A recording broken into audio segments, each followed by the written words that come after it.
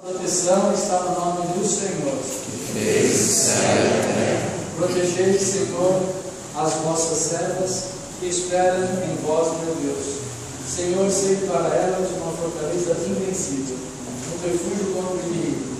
Nenhum mal lhes faça o inimigo, nenhum dano lhes cause o demônio. Senhor, enviai-lhes socorro e de Sião protegei-as. Ouvi, Senhor, minha oração e chega até Vós o meu clamor. Dorme-nos o bispo. Oremos, Deus eterno e todo-poderoso, que desces aos vossos servos a graça de reconhecer a glória da eterna Trindade na proclamação da verdadeira fé e adorarem a unidade na grandeza das obras do seu poder. Protegei sempre contra todos os males as vossas servas, Cíntia e Vanessa, aqui presentes, que se apoiam na firmeza da mesma fé. Por Cristo nosso Senhor. Amém. Oremos. Senhor Deus, Criador de todas as coisas, forte e fascinante, justo e misericordioso, o único bom e clemente, livrastes Israel de todo mal, fazendo cargos ao vosso coração os nossos pais, e santificastes pela ação do vosso Espírito.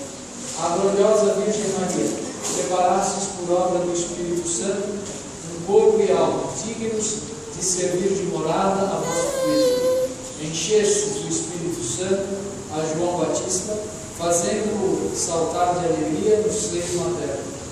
Recebei, pois, o sacrifício do coração contrito e o fervoroso desejo das vossas servas Cíntia e Vanessa, que vos pedem humildemente a conservação da prole e lhe destes a graça de conceder.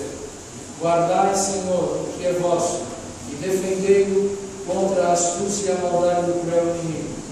Com a ajuda da vossa mão misericordiosa, venha à luz a sua prole, no parto feliz, e se conserve para o santo renascimento do batismo, de modo que possam em tudo e sempre servir-vos e merecer a vida eterna.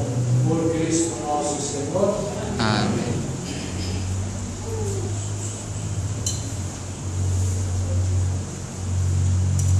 Salmo 66. Que Deus nos dê a sua graça e sua bênção, e sua face resplandeça sobre nós. Que na terra se conheça o seu caminho e a sua salvação por entre os povos.